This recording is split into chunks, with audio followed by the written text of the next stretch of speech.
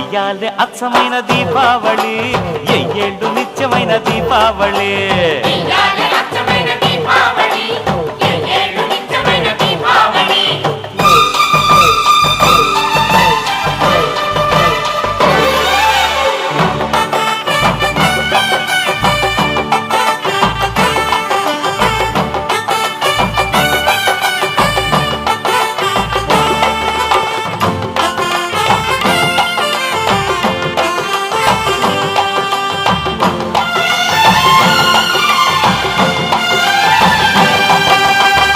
మాయా మర్మం లేనివాడు మా మామగారు, మట్టిలోని మాణిక్యం మాడవారు.